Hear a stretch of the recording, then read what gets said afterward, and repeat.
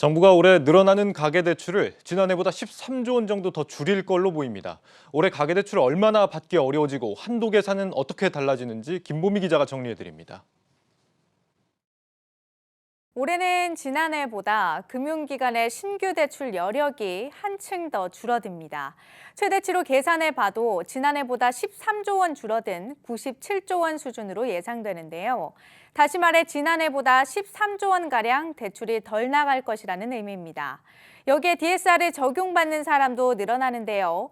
올해 1월부터는 총 대출액 2억 원만 넘어서도 DSR 적용을 받게 되고요. 7월부터는 이마저도 범위가 더 넓어져서 총 대출액 1억 원을 초과하는 사람들도 DSR 적용 대상에 포함됩니다. DSR은 나의 연간 소득에서 나의 모든 대출 원리금이 차지하는 비중을 말하는데 은행과 같은 1금융권에서 대출을 받는다면 지난해와 동일하게 DSR 40%가 적용되고요. 카드사나 저축은행, 보험사 등 2금융권에서 대출을 받는다면 DSR은 올해부터 50%로 적용받습니다.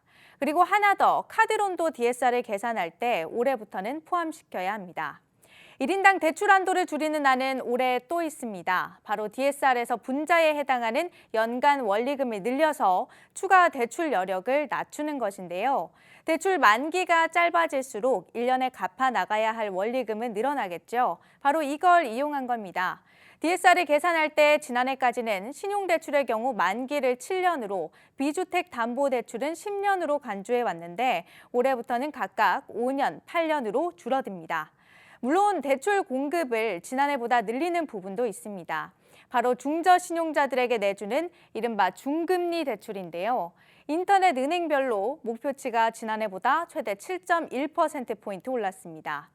특히 카카오뱅크는 올해 중금리 대출 확대를 위해 당분간 고신용자를 대상으로 한 신규 대출 취급은 잠시 중단하기로 했는데요.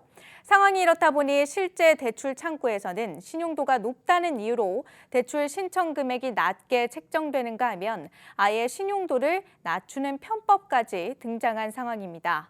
정부의 대출 지원 정책이 중저신용자와 저소득층에 초점이 맞춰진 데 따른 결과인데요. 일각에서는 대출 역차별 논란과 함께 중저신용자들의 연체율 상승을 불러올 수 있다는 우려의 목소리가 커지고 있습니다. 한국경제TV 김보미입니다. 새해 들어 대출이 재개되면서 일부 은행들이 수요 폭증 현상을 겪고 있다고 합니다. 하지만 원하는 만큼 대출을 받을 수 있는 분은 많지가 않을 걸로 보이는데 올해 효과적인 대출 전략, 정치경제부 전민정 기자와 함께 알아보겠습니다. 네, 정 기자, 연초에 지금 대출 전쟁이 벌어지고 있다고요? 네, 새해 첫날부터 인터넷 전문은행이죠. 토스뱅크에 대출 수요자가 몰리면서 토스뱅크 앱의 대출 한도 조회 서비스가 한때 마비되는 사태가 발생했습니다. 네. 지난해 9월 출범한 토스뱅크는 영업이 9일 만에 대출 한도가 소진되면서 신규 대출을 중단했었는데요. 그래서 새해부터 최고금리 연 3% 초반, 최대 한도 2억 7천만 원이라는 파격적인 조건을 내걸고 대출을 재개하자. 예. 대출 한도를 조회하려는 실수요자가 몰린 겁니다. 네, 보통 심사에서 한도 조회까지는 1분 정도가 걸리는데 제가 알아보니까 이날은 3분에서 4분 정도가 걸렸다고 하고요. 심사 지연 메시지가 뜨면서 이제 대출을 기다리다가 뭐 대출 승인까지 1시간이 걸렸다라는 이제 대출 수요자도 나타났습니다. 예. 특히 DSR 규제 강화는 이제 이달 이제 3일부터 어제부터 시작이 됐는데 토스뱅크는 1일부터 이제 이틀 다른 시중은행보다 이틀 전에 대출을 재개한 탓에 미리 대출을 받아놓자 이런 수요가 생기면서 더 대출자들이 몰렸다는 분석이 나옵니다. 똑똑한 소비자들이 많은 것 같아요. 네, 이 인터넷 은행이 그렇다는 거고 네. 실제 창구가 있는 시중은행의 상황은 어땠습니까? 예. 뭐 작년에 대출 막혔던 농협은행도 주택담보대출을 비롯해 이제 대출을 다 정상화했고 이제 SC제일은행도 8월부터 판매를 잠정 중단했던 신규 주담대 상품을 다시 선보였습니다. 예. 대출 정상화로 사라졌던 우대금리 혜택도 다시 부활하고 있는데요. 국민은행과 우리은행은 축소했거나 폐지했던 우대금리를 되살렸고 농협은행도 이달 중에 이제 0.1에서 0.3% 수준으로 축소됐던 우대금리를 더 확대한다는 계획입니다. 네, 우대금리를 올리면 소비자 입장에서는 대출금리가 낮아지는 효과를 볼 수 있게 되는데요. 연초 대출이 재개된 데다 우대금리 부활 효과까지 겹쳐서 시중은행에도 연초부터 대출 한도 조회를 문의하거나 이제 대출이 얼마나 받을 수 있는지 이런 문의가 늘고 있다고 합니다. 예. 이 앞서 한 13조 원 정도 대출 총량이 네. 지난해보다 적어질 것이다 이렇게 얘기를 했는데 이렇게 되면은 이제 시간이 갈수록 은행에서 대출을 더 안 해주려고 할 가능성이 높겠습니다. 아, 네. 그 앵커가 말한 대로 그 DSR 규제 등으로 올해 대출 한도 자체가 지난해보다 줄어들기 때문에 본격적인 주택 거래 성수기와 이사 처리되면 은행 지점은 이제 대출을 받기 위해서 은행 지점을 전전하는 대출 난민이 발생할 가능성이 커지게 됩니다.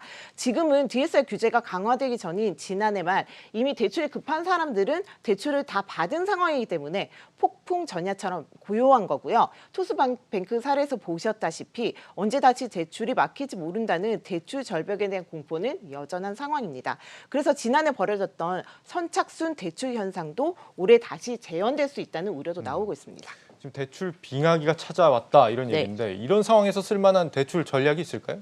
아, 좀 힘들게 한데 있긴 있습니다. 네. 일단 분기 초를 노려라. 네, 이것부터 기억해 두셔야 될 것 분기 같은데요. 초를 노려라. 네, 왜냐하면 이제 은행들이 제조 한도를 이제 관리하기 위해서 분기별로 관리를 하기로 했거든요. 당국도 그렇게 지시를 했고, 예. 그래서 분기 초 그것도 예컨대 3월이면은 3월이면 이제 월초. 분기의 월초 이게 예. 이제 제일 대출 받기 유리한 거고요. 1월, 4월, 7월, 10월에서 네.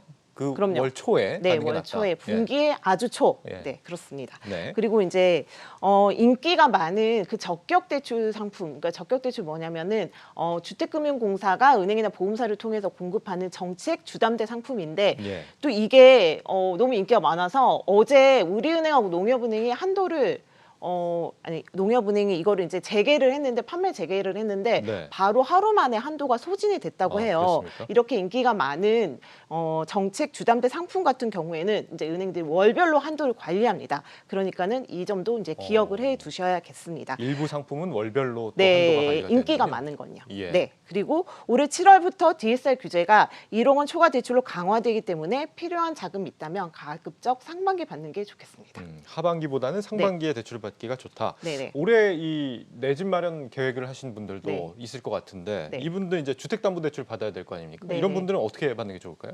네, 주택 구입이 필요한 경우에는 심사 기간을 감안해서 한두 달 전에 미리 한도를 알아보고 확보해 두는 것이 중요합니다. 또 예비 자금 확보용으로 개설해둔 마이너스 통장은 한도를 줄이거나 없애는 게 유리합니다. 또 신용 대출이 있다면 이제 갚을 수 있다면 미리 갚는 것도 한 방법입니다. 그 이유는 이제 1년 동안 갚는 원금과 이자가 연소득의 40%를 넘지 못하도록 하는 DSR 규제 때문인데요. 예. 기존 대출이 있는 경우에는 주담대 한도가 그만큼 줄어서입니다. 당장 올해 1월부터 총 대출의 2억 원만 넘어서도 DSR 적용을 받게 되는데요.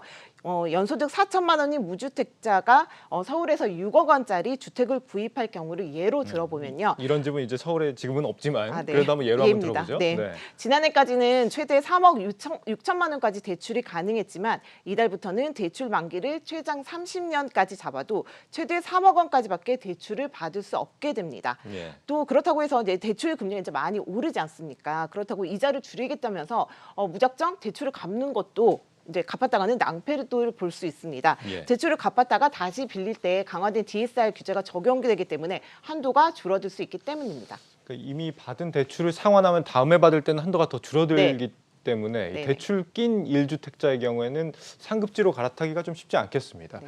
은행별로는 어디가 대출이 더 받기가 좋은지 궁금한데 아무래도 인터넷 은행이 좀 더 유리하겠죠. 아, 네, 맞습니다. 금융위원회가 중저신용 대출을 확대하라는 특명을 준 인터넷 은행에는 좀 더 이제 한도에 여유를 줬습니다. 그래서 올해 신규 대출을 받고자 한다면 이제 시중은행보다는 인터넷 은행이 더 유리하다고 할 수 있겠죠. 지난해 대출 총량 규제에 발이 묶였던 인터넷 은행들은 새 공격적인 영업을 예고하고 나섰는데요. K뱅크는 지난해 11월 중단한 고신용자 대상 마이너스 통장 판매를 다시 시작했고요. 네, 개인 사업자 대출 상품도 검토 중입니다. 카카오뱅크도 여전히 고신용자 대상 대출은 하고 있지 않지만 올 1분기에 100% 비대면 주담대 상품 내놓겠다고 예고한 상황이고요. 그래서 이제 이걸로 최근 임직원 테스트를 마치고 실제 상품을 이용할 외부 고객을 선정해서 대출 절차에 맞춘 테스트에 나선 상황입니다. 네. 이 DSR 규제는 이자를 많이 내면 한도가 그만큼 줄어드는 구조이기 때문에 네. 가급적이면 이제 고금리 대출을 좀 하나씩 정리해 보시는 것도 방법이 될 것 같습니다. 전민정 기자였습니다. 잘 들었습니다.